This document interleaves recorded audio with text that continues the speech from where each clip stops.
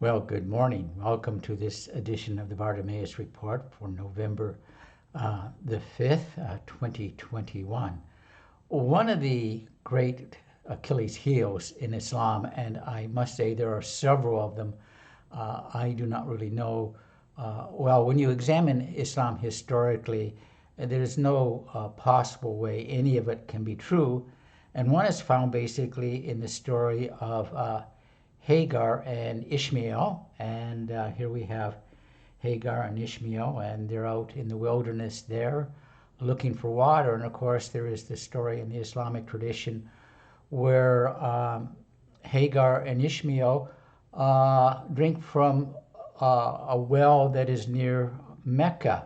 Actually, was at I'm trying to think whether it was in Dearborn or in California. I think it was in California. Someone tried to sell me some water from the well at Mecca, the Zamzam well, special water, and I didn't buy any, to say the least. But we have this tradition. Now, if Ishmael and Hagar were never in Mecca, then of course Islam is false.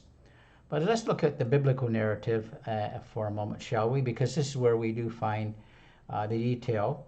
And it's found in Genesis chapters 21 through 14. And I'm just going to read two verses, and then we're just going to look at the map here for a moment with it. It's going to show you not so much where Beersheba is, but where Paran is. And again, Muslims claim that Paran is down south near Mecca. But let's read the account in Genesis in the Torah, shall we? Abraham, beginning at, again, we'll just be reading verses 21, 14, and then down in 21. But you can read the narrative for yourself at some point in time. Abraham rose early in the morning and took bread and a skin of water and gave it to Hagar, putting it on her shoulder along with the child, and sent her away. And she departed and wandered in the wilderness of Beersheba. So the Torah tells us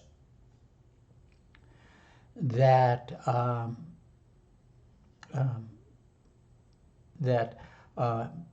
she wandered in the wilderness of Beersheba. And then it says you have the account of them wandering, the water running out, and the angel of God reveals to her a well when the boy is dying. And it says about Ishmael, and he lived, and that's just Genesis 21:21. He lived in the wilderness of Paran, and his mother took for him a wife from the land of Egypt. And from the research I've been able to do, Paran seems to be located either down at the tip of the Sinai Peninsula, or at least just east of that, or possibly as far north as Mecca. But certainly we don't see any indication from that it is located down towards Mecca. And now let's look at this and see how this works out.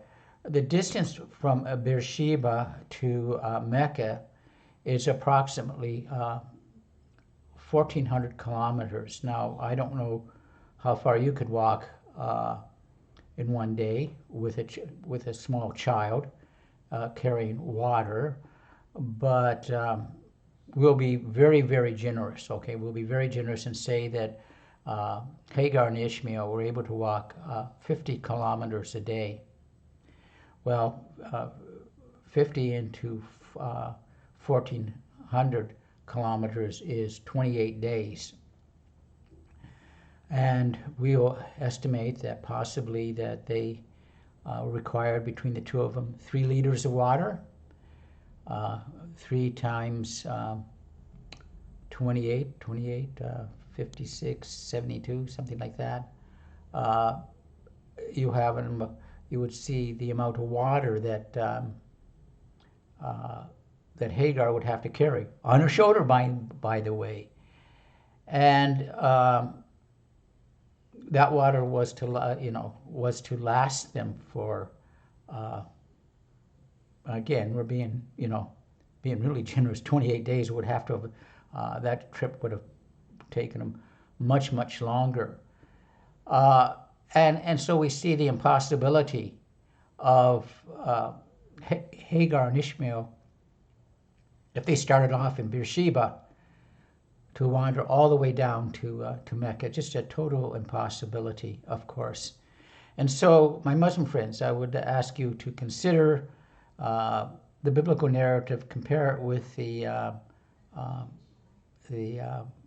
your traditions, the Islamic traditions, and you'll see that truly Hagar and Ishmael were never in Mecca. And of course, if Hagar and Ishmael were never in Mecca, then the only conclusion is that Islam is truly false. Well, again, thanks for watching. Have a great day, and may God bless. Oh, by the way, I'd love to hear from you. Before I say that, love to hear from you. Please respond. I'm going to have this both on Facebook and on my YouTube. If you see it on YouTube, I'd ask you to give the like and subscribe. And anyways, I would love to hear from you if you have any thoughts concerning this video. Be happy to respond. Again, have a great day and may God bless.